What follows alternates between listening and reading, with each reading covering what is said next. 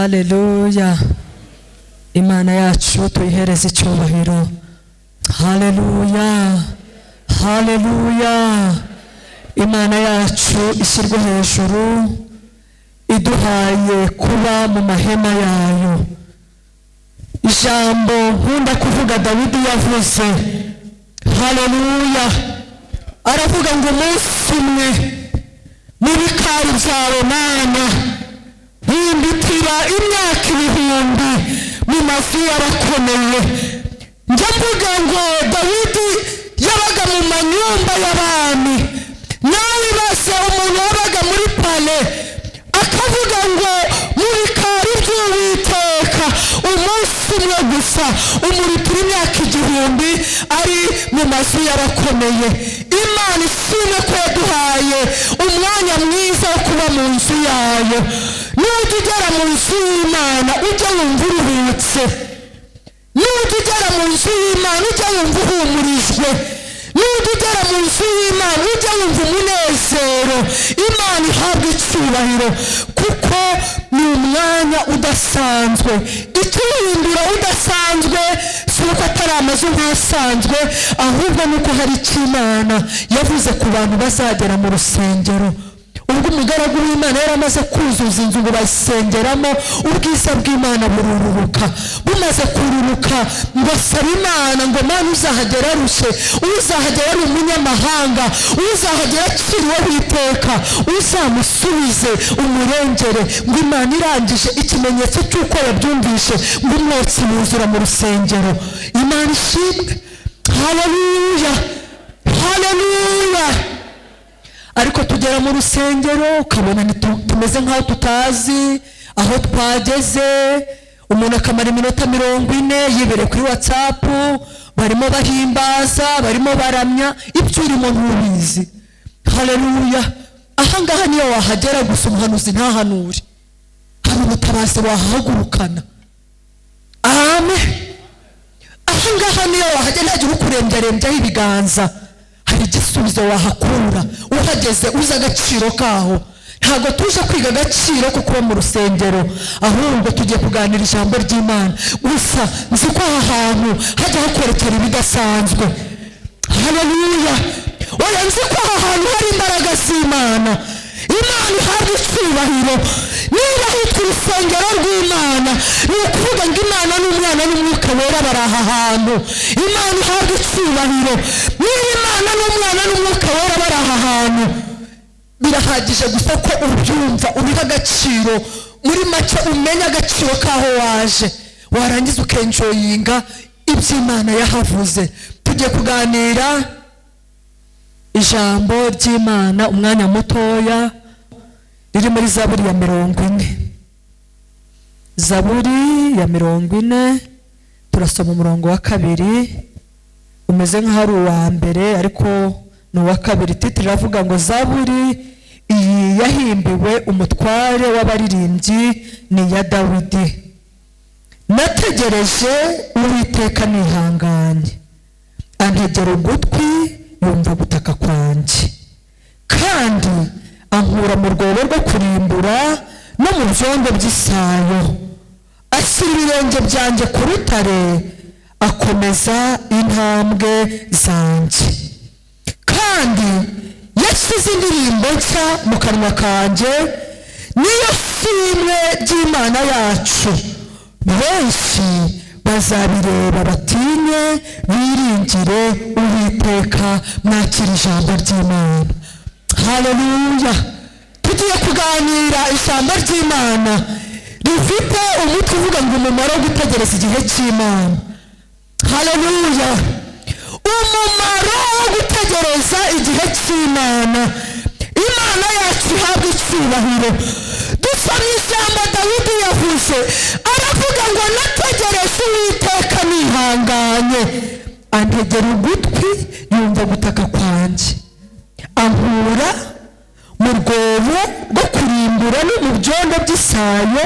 Ashyira ibirenge byanjye ku rutare, akomeza intambwe yanjye. Ngo kandi yashyize indirimbo nshya mu kanwa kanjye. Ariko bivuye mu gutegereza Uwiteka yihanganye. umumaro wo gutegereza igihe cy'Imana. Imana ihabwa icyubahiro.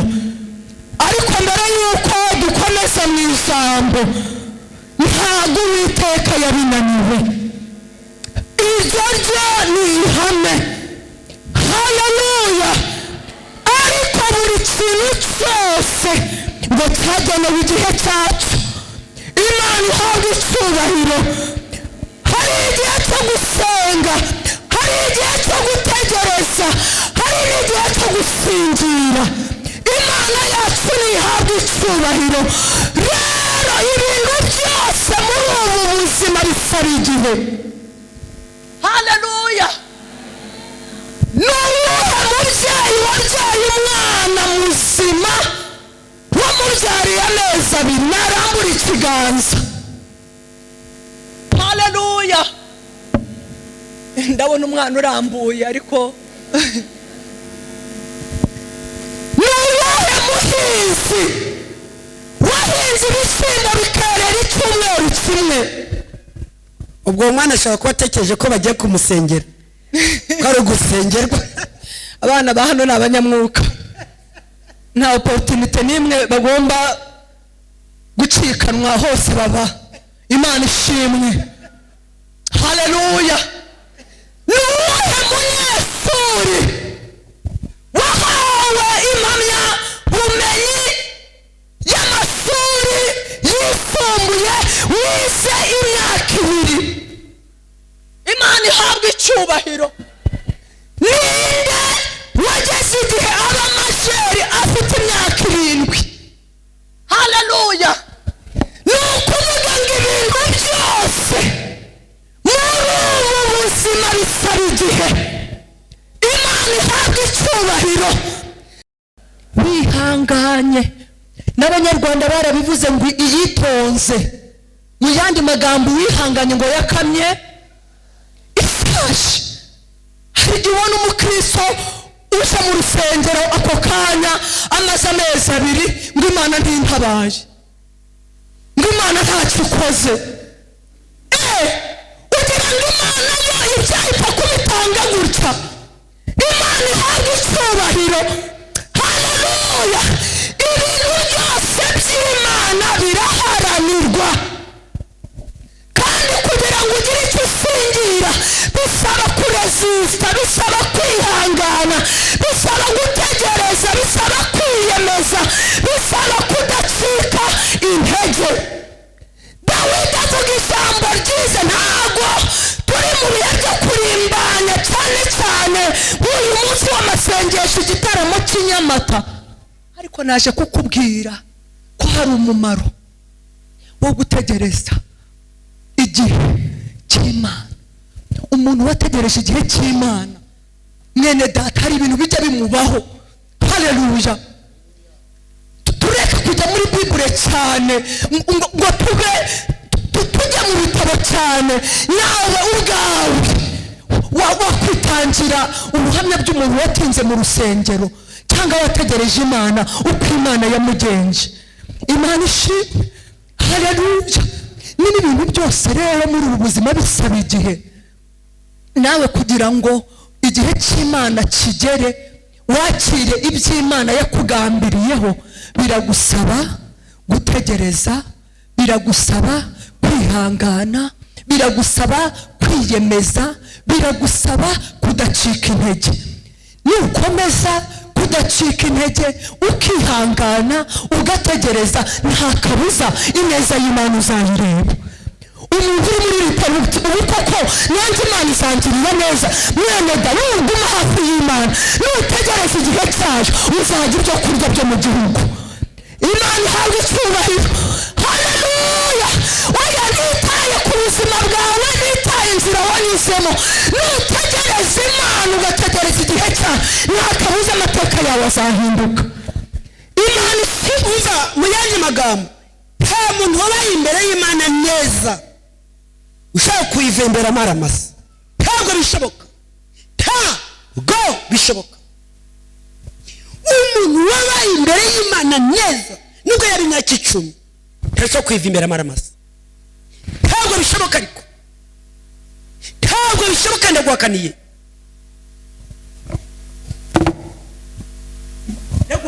Amen.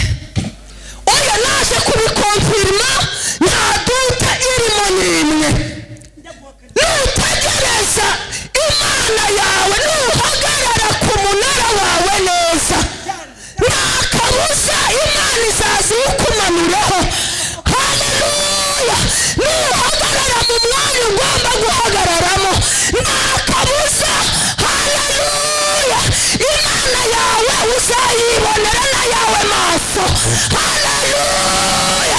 Nutegereza igihe cy'Imana ugahagarara ku munara wawe neza, nta kabuza iby'Imana yateguriye abayikunda byose ubifitemo umugabane. Haleluya. Ubifitemo iki? Mu yandi magambo, hari pari yawe uzakira. Imana ishimwe.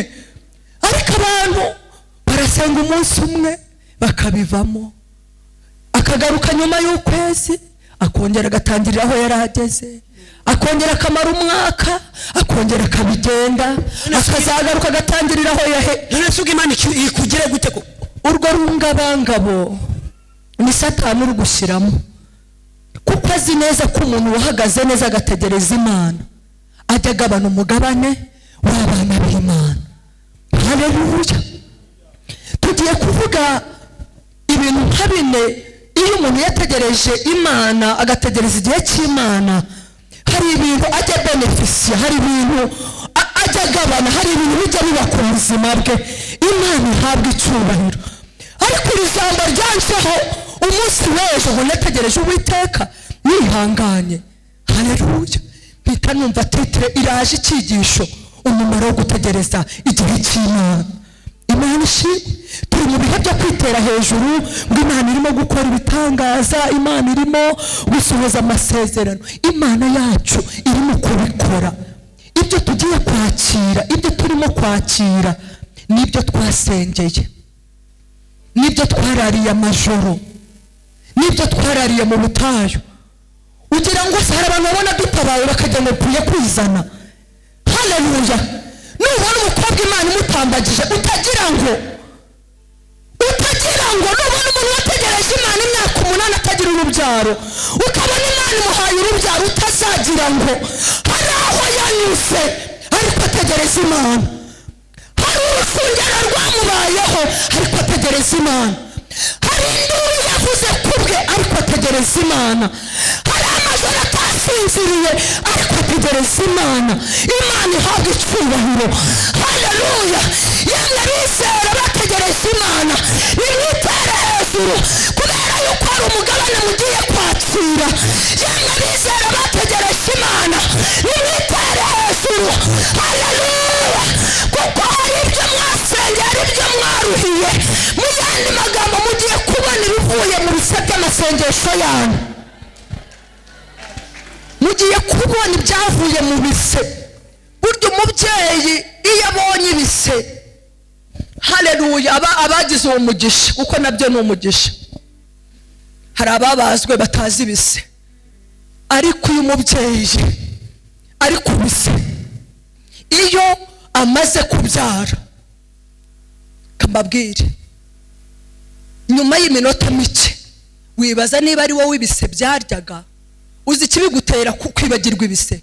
Ni ukubona umwana mu biganza byawe. Uravuga uti ibyo naruhiye amezi 9 ngibi, ibyo nduhiye mu masaha 6-7 ngibi, warangiza ugahereza Imana icyubahiro. Ibyo tugiye kwakira ni ibivuye mu bise byo kwiyiriza ubusa twiyirije. Ibyo tugiye kwakira ni ibivuye mu bise byo kwirinda twirinze. Isi se inzira nyinshi n'uburyo ni bwinshi, ariko twategereje Uwiteka twihanganye. Nubona umuntu uzanye ibisubizo mu masengesho uzamwitondere. Uwabibyiniye we ni akazi ke. Haleluya. Uwabibyiniye wabonye akazi, hari ibyo akoze, wabonye promosiyo, hari ibyo akoze. Ibisubizo bye ntabwo tubitindaho. Ndavuga ibisubizo buvuye mu ijuru. Uwo muntu uzamwitondere, kandi nibyo bisubizo uzabyitondere. Nubona umuntu ubonye umwana mukuye mu masengesho, uwo mwana uzamenye ko yitwa icyitonderwa. Haleluya. nubona umuntu Imana ihaye umugabo cyangwa umugore bivuye mu masengesho uramenya utazakomanta ngo imyaka nguriya w'imyaka 50. Ibyo bisubizo byanditseho ngo ni icyitonderwa. Haleluya. Oya, nubona umuntu ari mu iduka ryavuye mu masengesho uzamwitondere, nubwo mwaba mubangikanye mucuruza bimwe uzamwitondere, kuko biriho ikimenyetso. Haleluya. Kuko byavuzweho n'Imana. Uramenye ntuzazane amagambo menshi, uramenye ntuzavuge ngo ntibakwiranye.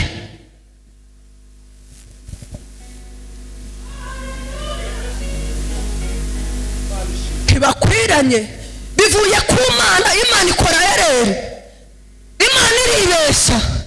Uriya byaye ashaje ariko murantangaza, Sara yabyaye afite ingari. Ibisubizo bivuye ku Mana. Ujye uceceka. Niba udashoboye no kurimbazanya Imana nawe ujye uceceka.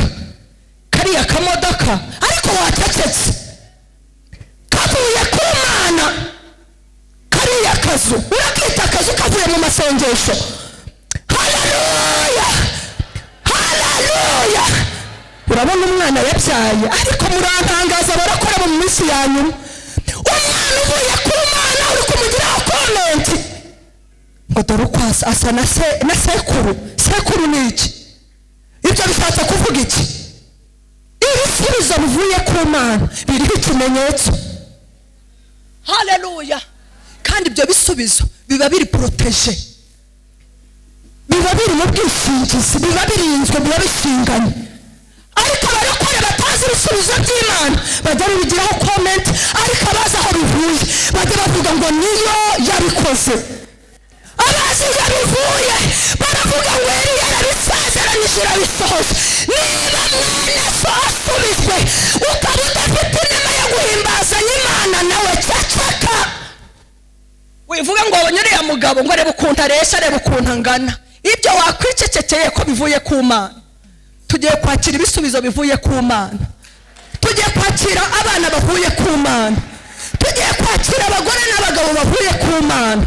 Tugiye kwakira amashuri avuye ku Mana. Ubu se hari yagiye kwiga kuki atabonye iryo muri hehe? Ariko iryo muri hehe waryihoreye ko rivuye ku Mana iryo ngiryo. Reka nze mbabwire ibisubizo tugiye kwakira ni ibisubizo bivuye ku Mana. Haleluya. Hari uburyo bwinshi kuba twabisingira, ariko Dawidi aravuga ngo nategereje Uwiteka. Wibuke ko Dawidi uyu nguyu igihe kimwe Sawuli yamusanze mu ishyamba, asanga Sawuli aryamye arimo kuruhuka ngo ashaka kumutera icumu. Abagaragu baramubwira ati Imana iramukugabije. Dawidi aravuga ngo sinkora kuwasizwe. Niba Imana ariyo yanyimitse, niba ariyo yansizeho amavuta, nzaba umwami ariko ntabanje kwica Sawuli. Amaze kugera ku ngoma aravuga ngo nategereje Uwiteka nihanganye. Imana ishimwe. Haleluya. Ikintu cya mbere kijya kiba ku muntu wategereje igihe cy'Imana.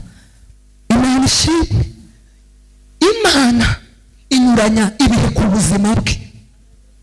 Haleluya. Iyo umuntu yategereje Imana, Imana inyuranya ibihe. Amen. Mu yandi magambo, Imana ifata amateka ye yo hambere yarangiza ikayahindura ikarema amateka mashya. Imana ifata ibihe bya kera ikabihindura ibihe bisa. Imana ihabwa icyubahiro.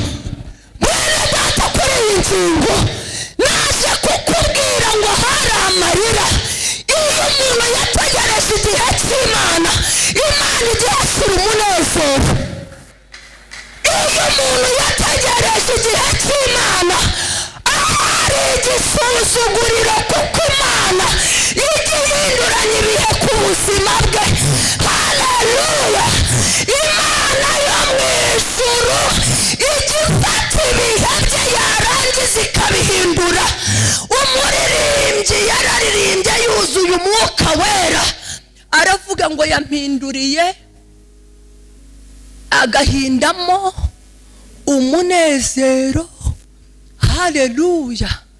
Yampinduriye gahindamo munezero anuzuza amahoro n'ibyishimo. Yesu we sinzakuvaho, nzakunama yampinduriye. Haleluya. Nutegereza igihe cy'Imana, Imana ishimwe. Ntuzavuge ngo uko navutse, ntuzavuge aho navutse, ntuzavuge ibyo nakuriyemo, ntuzavuge ibyo naciyemo. Iyo umuntu yategereje igihe cy'Imana, Imana ihinduranya ibihe, inyuranya ibihe ku buzima bwe. Ntuzavuge ngo nta mashuri afite, ntuzavuge ngo nta muryango, ntuzavuge ngo uriya iwabo, ntuzavuge ngo uriya uko mubona. Niba yarategereje Imana, ibihe bye, mu yandi magambo, Imana izahindura ibihe bye. Ikindi mwene data, mu biganza bye Imana yo mu ijuru, nawe yabamaranye igikombe cy'ibisharira imyaka 70, nategereza Uwiteka, Imana izamwambura igikombe cy'ibisharira mu biganza bye, nirangiza imusingiriza igikombe cy'umunezero. Haleluya. Kuko Zaburi ya 25 umurongo wa 3 haravuga ngo siko bizaba mu bagutegereza bose, ntawe uzakorwa n'isoni, ngo keretse abava mu masezerano ari nta mpamvu. Mwene da, nushaka uzategereze Imana imyaka 40, urinde umera nka Simeyoni, uhume mu mubiri ariko mu mwuka ukomeze urebe. Ibihe byawe bizahinduka. Iri jambo naje kuri kubwira ngo ngutere imbaraga zo gukomeza guhagarara mu mwanya wawe. Amateka n'ibyo abantu bavuze wibiha agaciro. Imana niyo yonyine ibasha guhindura amateka y'umuntu. Rero iyo umuntu yategereje Uwiteka, Imana inyuranya ibihe. Umubwiriza yavuze ngo buri kintu cyose munsi y'ijuru Imana yakigeneye igihe cyacyo. Hari igihe cyo kurira, hari n'igihe cyo guseka. Iyo umuntu yategereje Imana, Imana ifata ibihe byo kurira ikabihindura n'ibihe byo guseka. Iyo umuntu yategereje Imana, Imana ifata ibihe byo gusuzugurwa ikabihinduramo ibihe by'icyubahiro. Iyo umuntu yategereje Imana, Imana ifata ibihe byo kwitwa ingumba, Imana ikabihinduramo nyina w'abahungu n'abakobwa. Iyo umuntu yategereje Imana, Imana imukura ku irembo ikamwinjiza ibwami. Imana imukura ku irembo. None se Moridekayi abaza amakuru ya Bible, ntabwo muzi ko Moridekayi yiberaga ku irembo? Haleluya. Ngo Hamani aramubwira ngo ndamya, abandi yonje bagira ubwoba bakamfukamira. Ngo Moridekayi aramubwira ngo njyewe ndi umuheburayo, kandi abaheburayo dupfukamira Imana yonyine. Imana ishimwe. Ngo atangira kumurwanya, ariko ibihe bya Moridekayi byarahindutse, arangije yinjizwa ibwami. Haleluya. Imana ishimwe. Dawidi ntiyabaye mu ishyamba, yasoreje he? Yasoreje ubwami. Haleluya. Imana nihabwa icyubahiro. None se hona amateka atubwira ko yari ingumba, kandi ko yari afite umubabaro mwinshi, ariko yasoreje Samweli wa mbere igice cya 2 ngo ibyishimo byande. Imana igiye kunyuranya ibihe ku buzima bwawe kuko wayitegereje. Imana ihabwa icyubahiro kuko umuntu wategereje Imana, ibihe Imana niyo ihindura ibihe.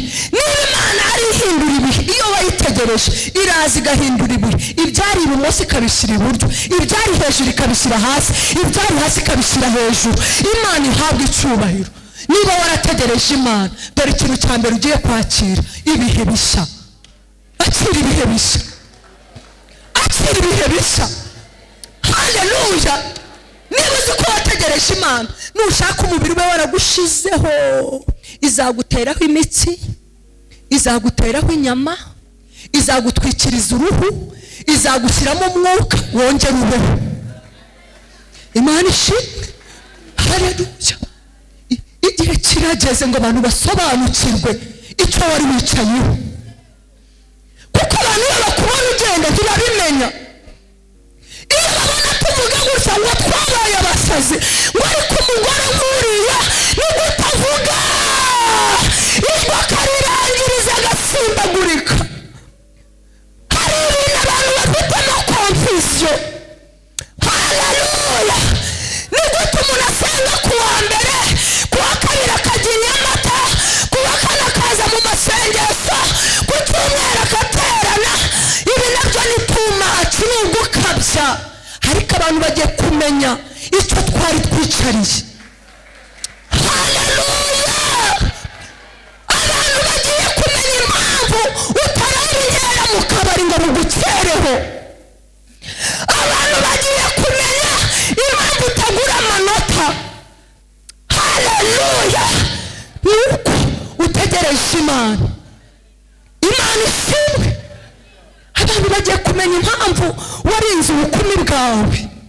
Uriya ko abandi iyo batabonye abagabo bishakira abana kubera icyo uriya batanabyara, ariko kubera icyo abantu bakunda guhitiramwo abandi. Burya ikintu cyitwa amahitamo ni icy'umuntu. Haleluya. None se uramenya ko agomba kubyara? Niba we ategereje Imana, uramuhitiramo kubyara kubera iki? Usuriya yamutaye amute kandi ategereje Imana. Haleluya.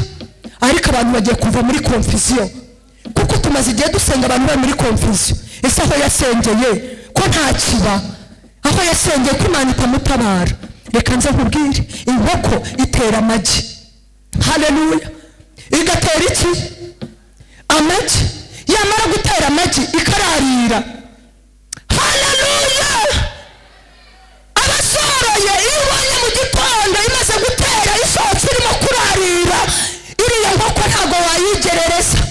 Iba ifite umujinya, ariko ntabwo ari umujinya kuko inkoko ntiryana, ariko iraraririye. Haleluya. Natwe rero abantu bamaze iminsi bafite confusion, ariko twari turaririye. Haleluya. Twari turaririye. Mugiye kubona rero ibyo tumazemo imyaka 10, ugiye kubona ibyo umazemo imyaka 20. Erega gutinda kwabyo ntibivuze ko bitakibaye, ahubwo burya. Haleluya. Ibintu by'agaciro, amen, ibintu bita valeur bisaba igihe. Imana ishimwe. Haleluya. Imana nihabwa icyubahiro. Ibintu by'agaciro bisaba igihe. Kugira ngo ube docteur bisaba imyaka n'utwaka. Imana ishimwe. Ariko imyuga iyi isanzwe ushobora kwiga amezi 5 ukamenya guteka, ariko kugira ngo ube chef, haleluya, bisaba amakosi. Mwabaza Kadete imyaka yize kandi angana kuriya. Kugira ngo ugire icyo ugeraho gikomeye bisaba kwitanga. Natwe twarasenze, twiyirije ubusa, twarananutse, twabaye, twagize amabara 7, ariko mugiye kumenya icyo twari turiho. Abantu bagiye kumenya icyo wari uriho. Ntabwo dukina. Niyo mpamvu, haleluya, rimwe na rimwe bashaka kuvuga nabi Imana yacu ngo yarananiwe. Ntabwo twareka kwihamya ko ari Imana dutegereje kandi izatugirira neza. Imana ishimwe. Haleluya. Oya, Imana yacu ntiyakayisuzugura, ariko Imana yacu ntiyakayifata uko bashaka, ariko Imana itanga isezerano itazasohoza. Imana ni nyarinyama. Ubu yabeshe Dina. Haleluya. Ariko Dina ubu nta bigabo biri hanze hariya wafata ukajya kiguha 500 ku kwezi ukishyura inzu, ukajya muri saro ukaba umukobwa usobanutse. Icyo kigabo wacyura ibigabo by'ibigoryi hanze habirahari.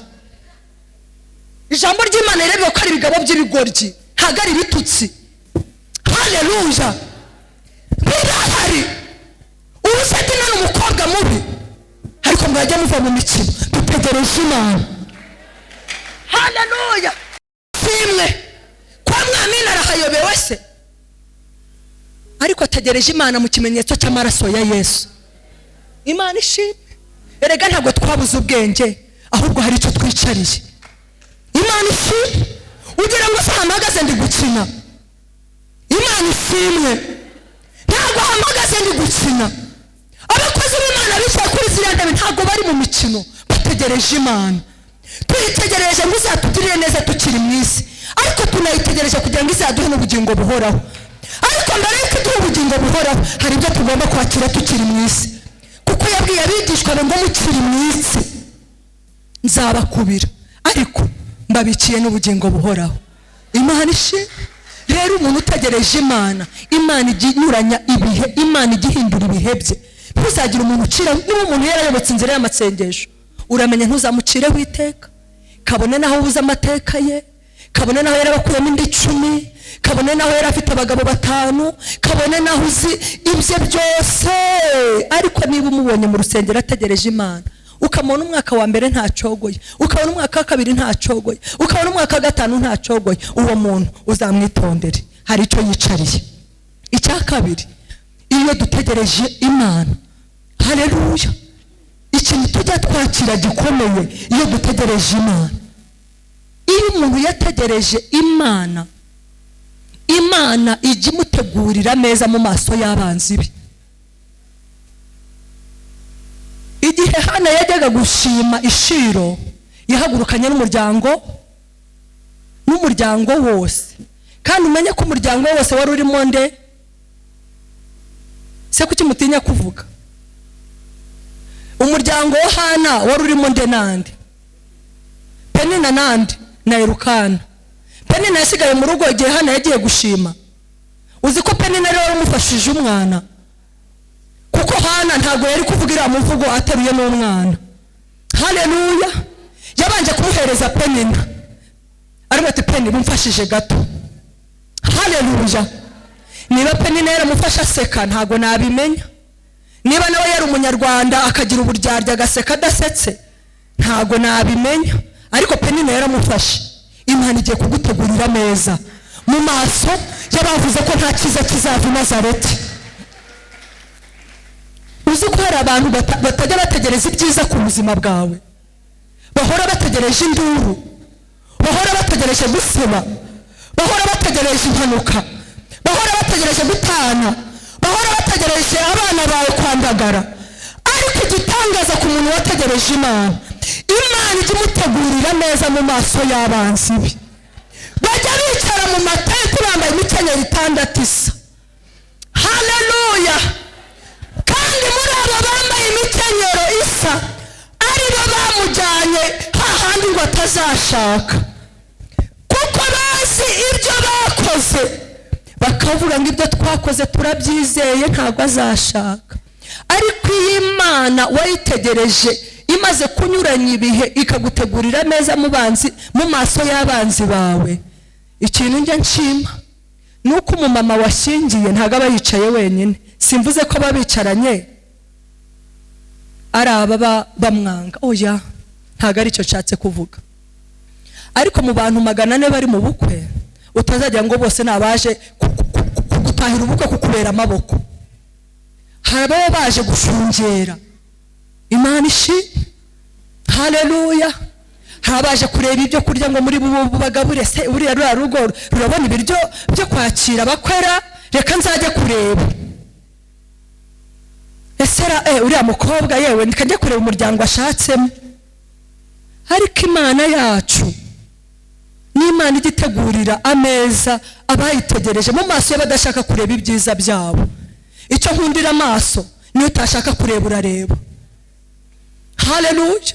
Aya maso yacu arigenga, aya matwi yacu arigenga. Icyo udashaka kumva wacyumva. Imana ishimwe. Rero iyo umuntu yategereje Uwiteka, ajya abonera ibyiza aho abantu batigeze batekereza ko yabibonera, ajya abonera umunezero aho abantu bategereje ko atawubonera. Imana ijya imukuza mu maso y'abamupyinagaje. Imana ihabwa icyubahiro. Abasize mu nzira yawe amahwa, Imana ihabwa icyubahiro. Iyo igihe cy'Imana kigeze utambagirira mu maso yabo. Haleluya. Kandi Imana ikagutambagiza nk'umwana w'umwami, kabone naho mu nzira mbere Imana igiye gutegurira ababyeyi, abagabo, abasore, abakobwa mu maso y'abanzi banyu. Abavuze ngo ntimuzabyara mugiye kubyarira mu maso yabo. Abavuze ngo ntacyo uzageraho ugiye kukigereraho mu maso yabo. Abavuze ngo ntabwo uzabaho ugiye kuramira mu maso yabo. Uzi ko maze iminsi nekereza ibintu byinshi. Haleluya. Ejo bundi mu kwa mbere ku itariki ya mbere imyaka 40 nzagira imyaka 40. Ntabwo mfite isoni zo kuyivuga. Amen. Ngo abantu bagira isoni zo kuvuga imyaka yabo. Ntabwo mfite isoni zo kuvuga imyaka yanjye. Ngiye kugira imyaka 40. Iyo ntekereje ku wa gatatu cyangwa ku ejo, nibwo nicaye ntekereza ibintu byinshi. Ntekereza mvuka, ntekereza mfite imyaka 3 aho namenyeye ubwenge, ntekereza mfite 5 njya muri maternelle, ntekereza ngira 7 ntangira primaire, ntangira secondaire, ndangiza secondaire, ubuzima, imyaka maze mu rushako. Ndavuga ngo Mana we, haleluya, ninde wari kuzabwira Abrahamu ko Sara zonsa abana? Haleluya, ni ijambo ry'Imana mu itangiriro 21. Ninde wari kuzavuga ko mama Herve nzagira imyaka 40? Haleluya. Nibitero n'intambara n'abarozi na Mana we, uzi impamvu ntagira isoni zo kuvuga imyaka yanjye? Nuko nakuriye ubusa. Imana ishimwe. Ntabwo imyaka 40 ari ubusa, ni mike ariko nyikozemo ibintu byinshi. Imana ihabwa icyubahiro. Haleluya. N'imyaka 40 ariko ngizemo umumaro mu buryo bugaragara n'ubutagaragara. Niyo wagira umumaro umuntu umwe kuri iyi si ukazapfugira umuntu umumaro umwe, ariko waragize umumaro. Mama Herve ninjye ufite abana 3. Mama Herve ninjye wicaye mu rugo rwanje, kandi bari baravuze kandi barakoze. Ariko Imana yacu ni Imana idutegurira neza mu maso y'abanzi bacu. Ntabwo mvuga ubuhamya bwa Sara, ntabwo mvuga ubuhamya bwa Hana, ndavuga ubuhamya bwanjye. Ndabigera nubwo mbisimbutse ni icya gatatu njye ngo uyu muntu atindanye n'Imana, Imana imuremera ubuhamya. Imana ishimwe. Ariko Imana igutegurira neza mu maso y'abanzi bawe. Haleluya. Ubusa ndi umugore usebye. Haleluya. Ubusa mu myaka 40 abandi babaye abasinzi. Haleluya. Abandi babaye indaya ku gasozi, ariko mama ari mu nzu y'Imana ararimba ngo icyubahiro ni cyawe Mana. Wowe utuye ahirengeye ategerereje ubugingo buhoraho. Imana ihabwa icyubahiro. Imana ishimwe. Ndabinezererwa cyane. Ufite 60 aravuga ati wowe uri peti, ariko 40 kuri njye ni 80. Haleluya. Bitewe naho naciye mu miryango ba mama bavukamo, abariho ni bake. Amen. Bose bapfuye, abenshi pa bose bapfuye babyaye abana ba 2 ba 3 nibwo bapfaga. None twebwe turareze turakujije, abana bari za secondaire bagiye kuyarangiza. None ngo mama Herve Imana ntiyamuteguriye ameza mu maso y'abanzi be. Imana ishimwe. Nababwiye ngo aya maso ari libre, niyo wavuga ngo wireba arareba. Kandi niyo umutima wahakana iby'amaso abonye, ariko urakwemeza ngo nubwo utabibona ubu bukwe ni bwiza, uru rugo ni rwiza, uyu muntu afite akazi keza, uyu muntu Imana imuhaye inzu nziza. Imana ishimwe. Haleluya. Abatabishaka n'abatabishaka bajya babona ibyiza byacu, babinezererwa batabinezererwa, ariko bajya babireba. Icya gatatu ngasoza. Iyo umuntu yategereje Imana, Imana imuremera ubuhamya bw'ukuri. Mvuze ubw'ukuri kuko muri iyi minsi hahara ubuhamya butari ubw'ukuri. Umuntu agahagarara hano ngo barandoze, ngo ikintu kikaye kibugira mu nda yanjye nk'inkoko, kandi ubwo arabeshya. Ngo barandoze, ngo mu nzu mu mabati, nkonya numva ngo abana baririra mu mabati, ngo ubwo ari gushaka views. Ariko iyo umuntu yatindanye n'Imana agira ubuhamya bwuzuye. Imana ishi. Uzi ko ahantu Imana yakunyujije n'ibyo yakunyujijemo yagira ngo ikuremere ubuhamya. Imana ishimwe. Umukristo udafite ubuhamya ateye agahinda. Uzi ikintu kiba cyarabaye kugira ngo atagira ubuhamya, aba yaranje kunyuraho Imana yamunyujije, aba yaranje kwiga iby'Imana yamwigishije, niyo mpamvu atagira ubuhamya. Ariko iyo wemeye kunyuraho Imana ikunyuza, ubakura ubuhamya. Imana ihabwa icyubahiro. Ntabwo turi bwe dusomera ijambo muri Zaburi 37:25. Ni ijambo ryavuzwe na Dawidi. Uyu munsi twavuze Dawidi cyane na Zaburi, kuko nubundi niwe twasomye muri 40 wategereje Imana. Bibaye ryari ko ntari 5:13 n'itanu plutôt. Minota yagiye kansoze. Dawidi ni umuntu wahuye n'ibintu bikomeye. Yarwanye na Goliyati, yarwanye n'idubu mu ishyamba, yahizwe na Sawuli, yariye imitsima y'abatambyi, yari yigize umusazi, inkonda ziragwa, ahunze Sawuli yagiye mu gihugu cy'Abafilisitiya. Urwo rugendo rwose yanyuzemo kwari kugira ngo Imana imuremere ubuhamya. Mwene data, naje kukubwira ko ibintu byose wanyuzemo, amen. Rimwe na rimwe abakristo cyangwa abantu bajya bagira ngo ibintu umuntu anyuzemo ngo nuko Imana yamuhannye, ngo nuko ni ingaruka z'ibyo yanyuzemo. Ariko akenshi ahantu Imana inyujije umurokore wasenze Imana, nubona umuntu usenga Imana anyura mu bintu bikomeye, utagira ngo ni Imana yananiye gukora ku buzima bwe, utagira ngo ni ibihano by'ibyaha bye, ahubwo Imana irimo kumuremera ubuhamya. Kandi ubuhamya bujya bwubaka abantu benshi. Imana ishimwe, haleluya. Rero iyo umuntu yatindanye n'Imana, iyo umuntu yategereje igihe cy'Imana, Imana imuremera ubuhamya. Dawidi yavuze ngo nari umusore muri Zaburi ya 37:25 ngo none ngize nte, ngo ariko sinigeze mbona umukiranutsi agize ate, ngo cyangwa urubyaro rwe. Ubwo ni ubuhamya bwa Dawidi ahamya ibyo yabonye ku Mana. Bene data, umugaragu w'Imana Yesu yigeze kubaza abigishwa, arababaza ngo abantu banyita nde?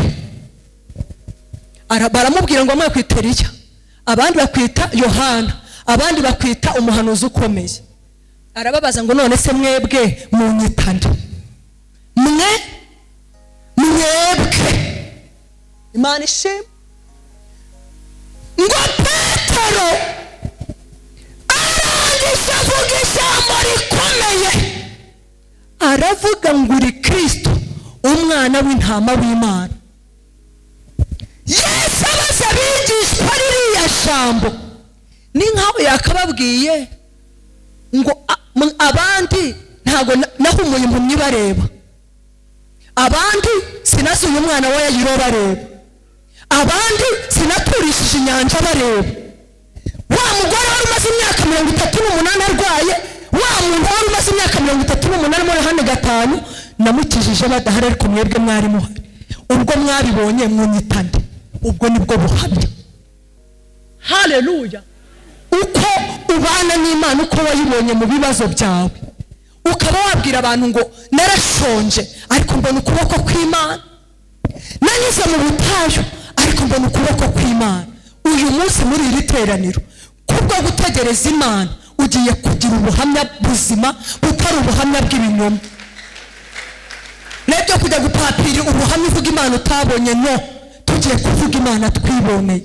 Iyi Imana twarayibonye mu mwijima, iyi Imana twarayibonye mu nduru, iyi Imana twarayibonye mu rusaku, iyi Imana twarayibonye mu icuraburindi, iyi Imana twarayibonye mu magambo menshi, iyi Imana twarayibonye abantu bose baturetse, iyi Imana twarayibonye abantu bafashe amakondera bazi ko bagiye kuvuza impundu, tugiye kubona tubona iraserutse. Ntago wambwira ngo Imana ntikora. Niyo wankangura ndi mu bitotsi wampaye na Feneriga n'ibindi basinziriza abantu mukina, nakubwira ngo Imana iriho. kuko urugendo rw'imyaka 40 aho namenyaniye nayo wenda mu guhera muri 2008 da ntangiye kuyikorera, nakubwira ngo mu myaka 14 Imana yacu ni Imana yo kwizerwa. Nuko se nanyuze mu byoroshye, Imana igiye kuturemera ubuhamya, kandi ubuhamya bwuzuye. Pereza Imana icyubahiro. Imana umuntu atanga ubuhamya bwaho yanyuze n'ibyo yanyuzemo n'uwahagararanye nawe yarangiza akabisohokamo. Tugiye gutanga ubuhamya bwaho Imana yatunyujije n'ibyo Imana yatunyujijemo. Haleluya. Dufite amasomo. Haleluya. Abarokore kuvuga ngo warashonje utarashonje biri simple, ariko umuntu washonje navuga ko yashonje akaba Imana yaramugaburiye, uzabyumve 77. No umuntu nakubwira ngo abantu barandetse Imana isigarana nanjye, uzabyumve 77, kuko Imana yacu iyo tuyitegereje ituremera ubuhamya. Akira ubuhamya Imana ikuremeye. Ntiwatanga ubuhamya bw'uko Imana itanga kurama utaraciye mu rupfu, ntago bishoboka. Ntago watanga ubuhamya bw'ubutayu utarabunyuzemo. Wamenya se indaro zose zo mu butayu wazibwirwa n'iki? Ariko umuntu wanyuze mu butayu azi ko umuntu asonza, azi ko umuntu yambara ubusa, azi ko umuntu wamwirukana mu nzu adafite aho ajya, azi ko abana bura minerivare, umwana akamara umwaka atiga, kandi utayobeye umumaro wo kwiga ariko warabuze ubushobozi. Tugiye kubona ubuhamya buzima bwuzuye. Ureke bya bindi by'abarokore bo mu butayu batazi kuvuga Imana babonye bakavuga Imana y'abandi. Akumva ubuhamya bwa mama Erive yajya mu cyumba cy'amasengesho cya Samuduha agatangira kubuvuga. Oya, uzavuga ubwawe. Haleluya. Ntuzavuga ubuhamya bwanjye, uzavuga ubwawe. Niba Imana yaraguhaye urubyaro uzavuga gutegereza Imana ku muntu Imana ijya imuha urubyaro. Niba yaraguhaye akazi maze imyaka 10 mu bushomeri uzayivuge nategereje Imana nihanganye. Haleluya. Imana yumva gusenga kwanjye, yumva gutaka kwanjye. Inkura ahantu ho mu isayo, inshyira ahantu ho ku rutare. Icyanyuma ntari busobanure, turimo muri uku kwezi kwa 11 n'ukwa 12. Iyo umuntu yategereje Imana ajya arebesha amaso y'ibyasezeranijwe. Haleluya. Iyo umuntu yategereje Imana ajya arebesha amaso ye ibyasezeranijwe. Yosuwa 14:6 kugeza muri 14 ngo Yosuwa abwira Kaleba, abwira Yosuwa ngo mu mugabane wanjye. Haleluya. Kuko no matanye n'Uwiteka. Bene data, amaso yawe agiye kubona iby'Imana yavuganye nawe. Haleluya. Ibirenge byawe bijye gukandagira aho Imana yavuganye nawe. Imana ishimwe. Kuko iyo umuntu yategereje Uwiteka, Zaburi 42 haratubwiye ngo Uwiteka muremera indirimbo nshya. Akira indirimbo nshya Imana yo mu ijuru kuremeye. Haleluya. Iyo umuntu amasezerano asohoye, Imana irema indirimbo nshya mu kanwa ke. Abizera bategereje amasezerano, abizera bategereje igihe cy'Imana. Imana ntabwo yari naniwe, ahubwo twarategereje, turarindira, turihangana.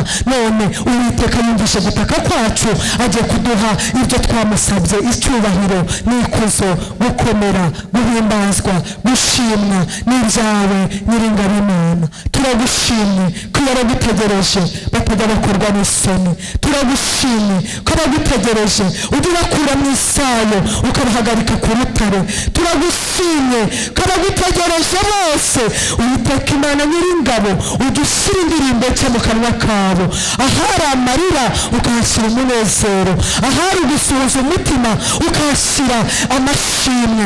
Icyubahiro n'ikuzo bibi byawe. Reka bagutegereje bose Uwiteka babona ineza yawe bategereje, kuko uri Imana itabesha kandi ukabura Imana itivuguruza. Turagushimye kandi tuguciriye bugufi kubw'ubwo buhamya bushya uturemeye. Uwiteka ntabwo tuzaceceka, tuzahamya ineza yawe. Icyubahiro n'ikuzo bibi byawe mu ijuru ndetse no mu isi. Amahoro abe mube wishimiye ibihe n'ibihe. Imana y'amahoro ibahe umugisha. Amen, amen.